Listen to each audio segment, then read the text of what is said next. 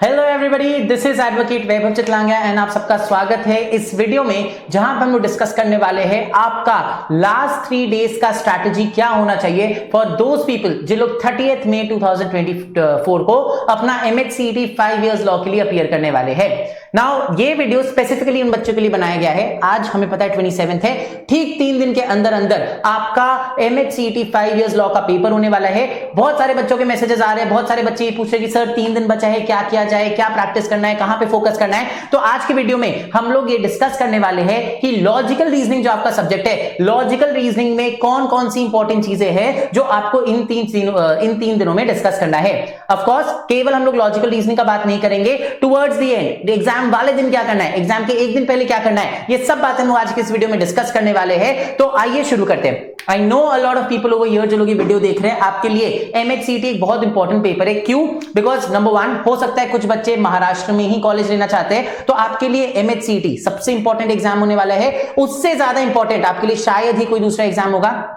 Number 2, कुछ बच्चे ऐसे होंगे जिन लोग का क्लैट में वो लोग चाह रहे थे MLE लेना, बिकॉज क्लैट का रिजल्ट लेकिन उनके लिए फेवरेबल नहीं आया, तो सेकंड बेस्ट ऑप्शन आपका MHCET आ जाता है। बिकॉज MHCET में आपको ILS एंड GLC ये दोनों बहुत अच्छे कॉलेजेस मिल जाते हैं। एंड नंबर 3, कुछ बच्चे ऐसे हैं जिन लोग को NLUs का जाने का मन ही नहीं था एंड वो लोग MHCET के लिए ही प्रिपेयर कर रहे हैं। ऐसे जितने बच्चे हैं आप लोग, आई एम श्योर ये चीज अभी अप्रिशिएट करते होंगे कि MHCET is the most important thing that is going to happen in your life as of now. ये सबसे इंपॉर्टेंट दिन है, 30 में सबसे इंपॉर्टेंट दिन होने वाला आपके लिए। और हम लोग अब ये डिस्कस करने वाले हैं कि ये 30 मई को जब आप एग्जाम देने बैठोगे तो क्या क्या चीज आप अभी से कर सकते हो जो आपका एग्जाम अच्छे से निकले और आप अच्छा स्कोर कर सको।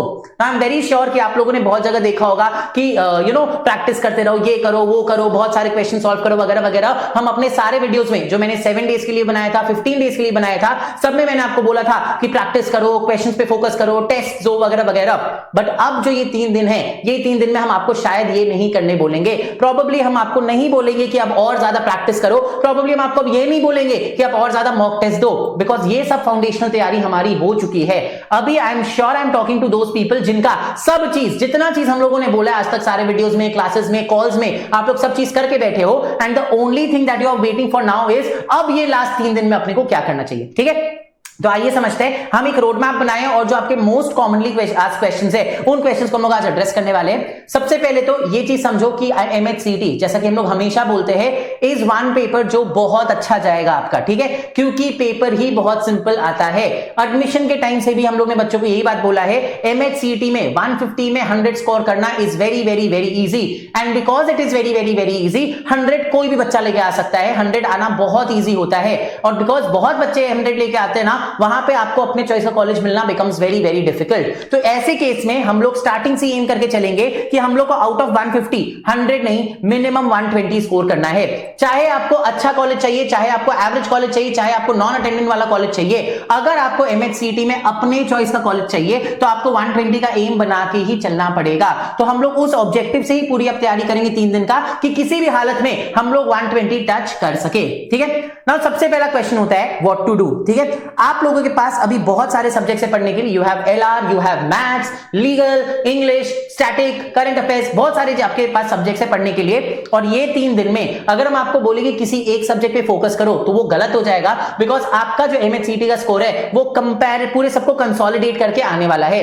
अगर मान लो आप 3 दिन तक केवल LR केवल LR केवल LR करते रहे तो आपका जीके में मार्क्स चला जाएगा, आपका लीगल में मार्क्स चला जाएगा। तो सबसे पहले तो याद रखना, चाहे कोई सब्जेक्ट आपके लिए बहुत स्ट्रांग हो या कोई सब्जेक्ट आपके लिए बहुत स्ट्रांग नहीं हो, वीक हो, आपको दोनों को इक्वल लेवल पे ट्रीट करना है। जो स्ट्रांग सब्जेक्ट है उसको इतना अच्छा बना लो कि उसमें एक भी क्वेश्चन आपसे छूटे नहीं, और जो वीक सब्जेक्ट है उसमें इतनी मेहनत कर लो कि वो भी आपका स्ट्रांग हो जाए, उसमें भी आपको कॉन्फिडेंस आ जाए। ठीक है, तो अगले 3 दिन में when it comes to GK में क्या करना है या लीगल या इंग्लिश में क्या करना है, वो आपको विशिष्टा मैम एंड मुस्कान मैम ने ऑलरेडी बता दिया है। हम एक ओवरव्यू दे रहे हैं कि मैम लोगों ने जिस हिसाब से बताया था उनको करो। प्लीज मेक श्योर कि ये 3 दिन में apart from LR and maths उन सब्जेक्ट्स पे भी आप फोकस कर रहे हो, बिकॉज आपका जो MHCET का पेपर आने वाला है या रिजल्ट आने वाला है उसमें every single question is important. ठीक है, When it comes to LR के केस में सी अभी हम आपको बोले ना कि प्रैक्टिस करो प्रैक्टिस करो प्रैक्टिस करो, अब कोई सेंस नहीं है प्रैक्टिस करने का।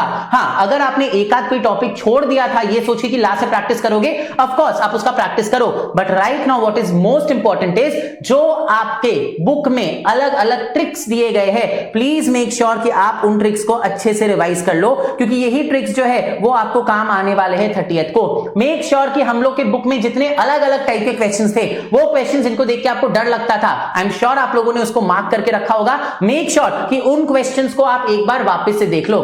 सी एलआर एक ऐसा सब्जेक्ट है जहां पे, या फॉर दैट मैटर एमएचसीटी एक ऐसा क्या बोलते हैं एग्जाम है जहां पे सिलेबस कुछ नहीं होता, right? They can ask you anything, तो अब if they can ask you anything तो आपको हर चीज के लिए रेडी होना पड़ेगा। एंड इसीलिए जो आपको ऐसा लगता है कि इंपॉर्टेंट ट्रिक्स है, हम क्वेश्चंस के बारे में बात ही नहीं कर रहे, जो इंपॉर्टेंट ट्रिक्स है जो हम लोगों ने पढ़ा था, चाहे वो कैलेंडर्स का हो, क्लॉक्स का फॉर्मूला हो, आपका स्टेटमेंट असम्पशन हो, असर्शन रीजनिंग हो, सबसे पहले तो उन सारे ट्रिक्स को आप रिवाइज करो। सेकेंडली, अगर कोई ऐसा क्वेश्चन था जो आपको बार बार परेशान कर रहा था, आपने मार्क करके रखा है, if you have marked such important questions, make sure कि आप उन क्वेश्चंस को भी एक बार रिव्यू कर लो, बिकॉज वैसे क्वेश्चंस अगर एग्जाम में आ जाए तो आपके लिए बहुत डिफिकल्टी हो जाएगी, और अपने को पहले से ध्यान में रहना चाहिए कि वैसे क्वेश्चंस को कैसे सॉल्व करना है। इससे इंपॉर्टेंट एलआर में आपको कुछ टॉपिक्स अभी हम बताने वाले हैं, जो टॉपिक्स बहुत बहुत बहुत इंपॉर्टेंट है एमएचसीटी के लिए। ना अगर आप अपना ये वाला इंडेक्स देखो, ये आपके एलआर के बुक का इंडेक्स है गाइस। एमएचसीटी का जो पेपर होता है ना, वो पेपर में ऐसा नहीं कि हम लोग जो पढ़ाते हैं वो सारे के सारे क्वेश्चंस भर भर के आते हैं। आप इस साल का 3 इयर्स का हमारा वीडियो देख लेना, या आप लास्ट ईयर का जो क्वेश्चंस आए थे वो निकाल के देख लो। There are certain topics LR में जो एमएचसीटी वालों के लिए बहुत बहुत बहुत फेवरेट है, and most of the paper will be covered from these topics only. तो आपको जितने भी क्वेश्चंस आने वाले हैं, इतने टॉपिक्स अगर आप करके चल जाओ तो 70 to 80% क्वेश्चंस आपके हो जाएंगे, एंड देयरफॉर ये टॉपिक्स बहुत बहुत बहुत इंपॉर्टेंट है, ठीक है? तो अगर आप मेरे से टॉपिक्स पूछो कि कौन कौन से टॉपिक्स अपने को फोकस करना है, alpha numeric series, coding decoding, इसमें तो डेफिनेटली बहुत क्वेश्चंस आते हैं, लेकिन इजी रहते हैं, तो लेकिन आपको ये एक बार फोकस करना पड़ेगा। ब्लड रिलेशंस, मेक श्योर आप अपने सारे रिलेशंस को रिवाइज कर लो, मेक श्योर आप बैक ट्रैकिंग कैसे करते हैं वो देख लो, आप एक दो वो चार्ट वाले क्वेश्चन सॉल्व कर लो, कैसे अपने फैमिली ट्री बनाते हैं, जो अपने रिलेशन सब्स्टिट्यूट कर देते हैं प्लस माइनस से, वो वाले क्वेश्चन सॉल्व कर लो, बिकॉज ब्लड रिलेशन से भी एमएचसीटी में बहुत सारे क्वेश्चन आते हैं, ठीक है? इसके बाद आता है डायरेक्शन सेंस। डायरेक्शन सेंस से ज्यादा इजी कोई टॉपिक है नहीं, बट एग्जाम में इसका जितना वेटेज है शायद ही किसी और टॉपिक का वेटेज है। आप 3 इयर्स वाला पेपर निकाल के देख लो, आउट ऑफ 30-40 क्वेश्चंस उन्होंने 3 से 4 क्वेश्चंस डायरेक्शन सेंस का पूछा है, विच मींस 10% क्वेश्चंस आपका डायरेक्शन सेंस का ही आता है। तो ये बहुत बहुत बहुत इंपॉर्टेंट टॉपिक है, इस पे अपने को बहुत फोकस करना है। देन अगर अपने वर्बल रीजनिंग की बात करें तो वर्बल रीजनिंग में सारे टॉपिक्स इंपॉर्टेंट भी होते हैं, but statement assumption and statement conclusion, ये दो टॉपिक्स बहुत ज्यादा एमएचसीटी में पूछा जाता है। तो मेक श्योर कि आप इनके क्वेश्चंस पे अच्छे से फोकस करो, देखो कि किस तरीके से ये जो टॉपिक्स है उनका क्वेश्चन सॉल्व किया जाता है। अगर जरूरत पड़े तो हमारे बुक में जो क्वेश्चन दिए गए एक बार वापस से रिवाइज कर लो, वापस से सॉल्व कर लो, सो दैट आपको याद आ जाए कि आपका जो अप्रोच होना चाहिए इन क्वेश्चंस को सॉल्व करने के लिए, वो अप्रोच क्या होगा, ठीक है? क्लॉक्स में बहुत इंपॉर्टेंट है क्लॉक्स का टॉपिक, बिकॉज एग्जाम में क्लॉक्स रिलेटेड क्वेश्चंस आते हैं। आप अगेन 3 इयर्स का पेपर निकाल लो या लास्ट ईयर का पेपर निकाल लो, क्लॉक से भी 2-3 क्वेश्चंस आए हैं जो कि काफी इंपॉर्टेंट है। तो मेक श्योर क्लॉक्स का जो भी अपने आर हैंड मिनट हैंड का थ्योरी पढ़े थे, आपका एंगल कितना बनता है, आपका कितना आर स्पेसेस मूव करता है, कितना मिनट स्पेसेस मूव करता है, अपने को अगर एंगल फाइंड आउट करना है तो किस फॉर्मूला से फाइंड आउट करते हैं, ये सारे टाइप के क्वेश्चंस जो हम लोगों ने क्लास में किया था, इसको आप सॉल्व कर लो। गाइस वापस हम आपको बता रहे हैं एमएचसीटी में क्लॉक्स में क्लॉक इज गेनिंग इतना मिनट्स, क्लॉकिंग लूजिंग इतना मिनट, क्लॉक फास्ट है, क्लॉक स्लो है, ये वाले क्वेश्चंस नहीं पूछे जाते हैं एमएचसीटी में। तो आप उस पे एकदम भी दिमाग मत लगाना। एमएचसीटी में what they ask you is, जो हम लोगों ने क्लास में किया था, आपका कितना डिग्रीज बनता है बीच में, आपका आर हैंड कितना मूव करेगा, मिनट हैंड कितना मूव करेगा, तो ये वाले क्वेश्चंस को जरूर से एक बार देख के चले जाना। एक बार अगर हो सके तो आपने आज तक जो भी क्वेश्चंस किए सारे टाइप के क्वेश्चंस को 4-5 क्वेश्चंस को एक बार सॉल्व कर लो। एंड सबसे ज्यादा important mathematical inequalities. Mathematical inequalities से ज्यादा इंपॉर्टेंट सब्जेक्ट कोई भी नहीं है, डायरेक्शन सेंस भी नहीं है, क्योंकि जहां डायरेक्शन सेंस एंड क्लॉक के लिए 3-4 क्वेश्चंस आते हैं, मैथमेटिकल इनइक्वालिटीज के लिए 5-6 क्वेश्चंस एक पेपर में आता ही है। एमएचसीटी का सबसे फेवरेट टॉपिक है मैथमेटिकल इनइक्वालिटीज। आई नो कई सारे बच्चे ऐसे जिनको इसमें प्रॉब्लम आता है, तो अगर आप उनमें से एक हो जिसने सोचा कि अरे मैथमेटिकल इनइक्वालिटीज एक टॉपिक छोड़ देते, कौन इतना दिमाग लगाएगा, मत छोड़ना। इट इजिली मींस आप 5 मार्क्स छोड़ के जा रहे हो, और 5 मार्क्स में आपका कॉलेज आईएलएस से कब नो कॉलेज बन जाएगा आपको समझ में भी नहीं आएगा। तो please please please mathematical inequalities में प्राइमरीली फोकस करना।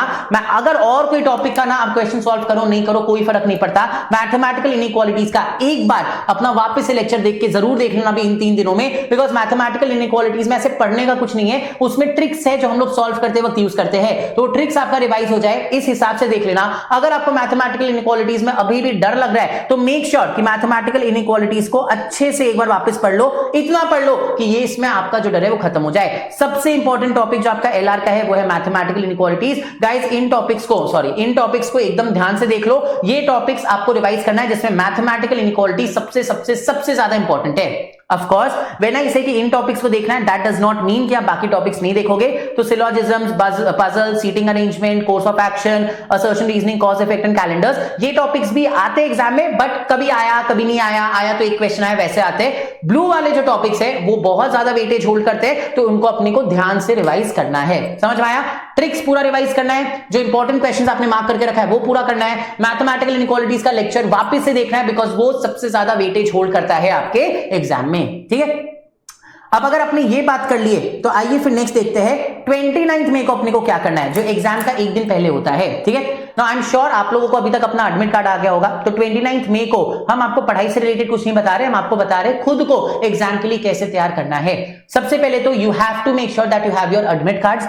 एडमिट कार्ड्स को प्लीज आप लास्ट डे के लिए मत रखना, बिकॉज अगर एडमिट कार्ड लास्ट डे के लिए रखे और अगर आपका सुबह वाला सेशन है तो बहुत प्रॉब्लम होगा प्रिंट लेने में, एंड बिना प्रिंट के बहुत सेंटर्स में प्रॉब्लम होता है। तो मेक श्योर एडमिट कार्ड का जो आपका प्रिंट आउट है वो आप पहले से निकाल के रखो। एडमिट कार्ड को ढंग से प्लीज रीड कर लेना, क्योंकि उसमें सारे रूल्स दिए रहते हैं, तो आपको बताया जाता है आपको क्या अंदर ले जाना अलाउड है, क्या अंदर ले जाना अलाउड नहीं है। तो मेक श्योर कि एडमिट कार्ड का प्रिंट आपके पास है और एडमिट कार्ड को आप ढंग से रिवाइज कर रहे हो। ठीक है, When it comes to LR, हम आपको खुद ही ये बात बोल रहे हैं 29 को LR अगर आप नहीं भी छुओ तो चलता है, because you have other things like legal, GK and GK, जो आपको एक बार लास्ट मोमेंट रिवाइज करने की जरूरत पड़ेगी। तो अगर आप 29 मई को LR एज अ सब्जेक्ट नहीं छुओ, कुछ भी मत छुओ, that is absolutely all right. कल एंड परसों में आराम से बैठ के आप, सॉरी आज और कल में आराम से बैठ के आप अपना LR देख लेना जो भी आपको देखना है। ठीक है, नेक्स्ट मेक श्योर, ये बहुत सारे बच्चे ये गड़बड़ करते हैं। See when it comes to your entrance test, questions ऐसे ही आते हैं जिसमें आपको दिमाग लगाना पड़ता है। You have to be very very very alert about your questions when you are attempting your questions, because किसी क्वेश्चन में एक वर्ड इधर का उधर हो जाता है जो आप ध्यान नहीं देते हो, और उसकी वजह से बहुत सारे सिली मिस्टेक्स होते हैं। एडमिट कार्ड एक बार आपने देख लिया तो जाके प्लीज एक बार क्या बोलते हैं मेक श्योर करना कि आप 29 को शाम को 7-8 बजे तक अपना पूरा काम खत्म कर लो, एंड मेक श्योर कि आपको प्रॉपर रेस्ट मिले। क्योंकि अगर आप ऐसा डिसाइड करोगे 29 को रात को 3 बजे तक हम पढ़ रहे हैं और 30 को सुबह जाके एग्जाम दे देंगे, गाइस दिमाग नहीं चलेगा। At the end of the day we are also humans, आप भी एक ह्यूमन हो, आपका भी ह्यूमन बॉडी चलने का एक पर्टिकुलर तरीका होता है। If you are not alert when you are taking your exam, if you are not focused when you are taking your exam, तो बहुत डिफिकल्ट हो जाएगा। आप फिर अपना पेपर में जो क्वेश्चंस आपको आता भी था या जो क्वेश्चंस आप दिमाग लगा के कर भी सकते थे वो नहीं कर पाओगे। तो मेक श्योर कि रेस्ट आप प्रॉपर तरीके से करो। एकदम भी ये मत स्टंट मारना कि हम रात को जल्दी लेट तक पढ़ रहे हैं या सुबह 4 बजे उठ के बैठ जा रहे हैं। You don't have to do all of that. ये कोई आपका सब्जेक्टिव पेपर नहीं है कि अगर आप 2 घंटा उठ के पूरा चीज रिवाइज कर लो तो उसी में से क्वेश्चन आएगा। प्लीज अंडरस्टैंड, वो 2 घंटा उठ के आप ये सारी चीजें जो हम लोग पढ़ाए वो रिवाइज करोगे, उससे ज्यादा फायदा है अगर वो 2 घंटा आप अच्छे से नींद लो और दिमाग को अलर्ट रखो। एंट्रेंस टेस्ट है, सब्जेक्ट्स ऐसे है जिसमें कहीं से भी क्वेश्चंस आ सकते हैं और आपको अपना दिमाग चलाना पड़ेगा। अगर दिमाग रेस्टेड नहीं है, फटीग्ड है, तो आप नहीं एग्जाम में अपना दिमाग चला पाओगे और वो अल्टीमेटली आपको बहुत प्रॉब्लम करने वाला है। तो make sure you take proper rest while on 29th of May. ठीक है, next exam centre, very very very important guys. एक बार एडमिट कार्ड निकाल लो तो जाके पक्का से एक बार एग्जाम सेंटर हुआ ना, एग्जाम सेंटर में देखा ना कहां पे सेंटर क्या है। बिकॉज अगर मान लो आपने इसको भी 30th के लिए रखा कि हाँ सुबह उठ के चले जाएंगे, हमें पता है क्या है, अगर आपको पता है एग्जाम सेंटर क्या है, वेरी गुड। अगर आपका एग्जाम सेंटर कोई ऐसा जगह पड़ा है जिसके बारे में आपको पता नहीं है, प्लीज मेक श्योर कि आप पहले से एक बार विजिट कराओ एग्जाम सेंटर, क्योंकि कई बार एग्जाम सेंटर खोजने में बहुत टाइम लग जाता है। और we don't want a situation जहां पे आप एग्जाम सेंटर पहुंचने में लेट हो गए बिकॉज आपको एग्जाम सेंटर नहीं मिल रहा था और आप एग्जाम ना दे पाए, ठीक है, ऐसा नहीं होना चाहिए। तो मेक श्योर एग्जाम सेंटर एक दिन पहले आप दिखाओ। एग्जाम सेंटर में जो भी आपका टाइम दिया गया है, लेट लतीफ मत होना, एक ही दिन की बात है, जल्दी उठ जाना, जाके एग्जाम सेंटर में आधे घंटे पहले बैठ जाना, टेक अ डीप ब्रेथ, वहां पे आराम से देखो क्या है, रिलैक्स रहो, लेकिन एटलीस्ट वो हड़बड़ में घाई में मत जाना, ठीक है। तो मेक श्योर एग्जाम सेंटर एक दिन पहले विजिट कराओ and exam centre you reach at least half an hour पहले, ठीक है, आधा घंटा पहले आप एग्जाम सेंटर पहुंच जाना, सो दैट आप वहां पे रिलैक्स हो सको, काम डाउन हो सको और फिर आराम से अपना एग्जाम देने के लिए जाना, ठीक है। लास्ट चीज जो मेरे को आपको टिप देना था वो था with respect to what do you do while appearing at exam. Now guys, एक चीज प्लीज दिमाग में ध्यान से बैठा लो, MHCT does not have any negative marking, ठीक है, MHCT में कोई भी नेगेटिव मार्किंग नहीं होता है। तो एग्जाम में जो आपको क्वेश्चंस आते हैं 150 क्वेश्चंस, मेक श्योर ये सारे के सारे क्वेश्चंस आप अटेम्प्ट करके आओ। There will be certain question जो शायद आपको नहीं आ रहा होगा, आपको हो सकता है जीके में कुछ पूछ लिया, लीगल में कुछ पूछ लिया, मैथ्स में कोई सम दे दिया जो आपसे नहीं बन रहा होगा, छोड़ के नहीं आना है एक भी क्वेश्चन को, क्योंकि आंसर तो वो जो 4 ऑप्शंस दिए उनमें से एक ही है ना, राइट। अगर वो 4 ऑप्शंस जो दिया है उसमें से एक सही आंसर आपका होने वाला है, आपकी प्रोबेबिलिटी 25% स्टिल रहती है हर एक क्वेश्चन को सही करने की। तो अगर आपने कोई क्वेश्चन पढ़ा और आपको आंसर नहीं समझ में आ रहा है, एक बार के लिए उसको स्किप कर दो, बट लास्ट में आके उस आंसर को अपीयर जरूर करना। आपको मॉक टेस्ट में पूरा एक हम लोगों ने आदत डलवा दिया, ऑनलाइन एग्जाम कैसे दिया जाता है, वहां पे भी वैसा ही आपको एक पोर्टल मिलेगा जहां पे आपको एग्जाम देना है। You will be able to skip your questions, आराम से स्किप करो, जो समझ में नहीं आ रहा है मार्क करके रखो उसको, एंड देन बाद में आके उनको आंसर जरूर करना। मेक श्योर कि आपके पास एक प्रॉपर घड़ी हो हाथ में जिसको आप ले जाके सामने रख दो, सो दैट टाइम का अंदाजा आपको रहे। लास्ट का 15 मिनट इन क्वेश्चंस के लिए छोड़ना जो क्वेश्चंस का आंसर आपको नहीं आता हो, ठीक है। अब जो क्वेश्चंस का आंसर आपको नहीं आता हो उसमें 2 अलग अलग आपके टाइप के क्वेश्चंस हो सकते हैं। एक क्वेश्चन जो एकदम ही नहीं पता अपने को, ठीक है, मतलब हम लोगों ने आज तक उसके बारे में सुना ही नहीं है। अगर आपने कभी नहीं सुना उसके बारे में तो ट्राई करो कि जो वर्ड्स दिए गए, फॉर एग्जांपल अगर मान लो लीगल जीके में आपको कुछ पूछ लिया जाता है सम मैगजीन के बारे में, ठीक है, ट्राई करो कोई वर्ड अगर जाना पहचाना लग रहा है उससे निकालने का। नहीं हो पा रहा है तो भी भगवान के नाम पे जाके एक ऑप्शन चूज करके आना, छोड़ के मत आना।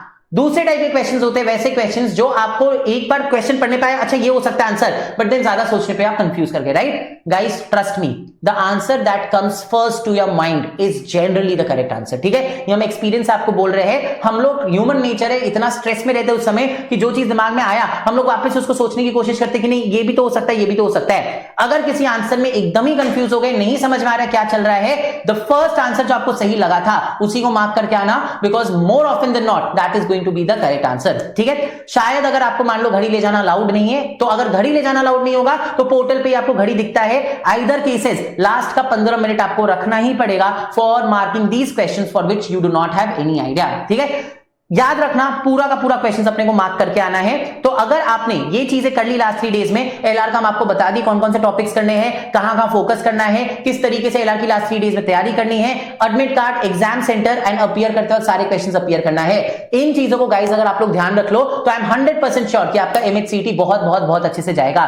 कुछ बच्चों को ये कंफ्यूजन होगा, सर ने मैथ्स के बारे में क्यों नहीं बताया। मैथ्स के बारे में we are gonna talk specifically in some other एक अनदर वीडियो, वो भी आपका भी अपलोड हो जाएगा, तो उस वीडियो में अपने बात करने वाले हैं एलआर के लिए। अब इन 3 दिनों में ये पूरा दिमाग लगा लो, ये पूरा ध्यान रख लो एंड अच्छे से तैयारी करो guys. I am sure all of you are gonna come out with flying colours. आप लोगों ने बहुत मेहनत की है, आप लोगों ने जी जान लगा दिया है, आप लोगों ने खून पसीना एक कर दिया and there is nothing that can stop you from getting what you want. तो इसी फेथ के साथ, इसी होप के साथ, इसी पॉजिटिविटी के साथ अच्छे से पढ़ाई करो, 30th का एग्जाम दो एंड जल्दी से बताना कैसा गया आपका एग्जाम, ठीक है। All the best guys, make sure that you give your best shot, ठीक है। मिलते हैं बहुत ही जल्दी, तब तक के लिए हंसते रहिए, खुश रहिए, all the best, thank you.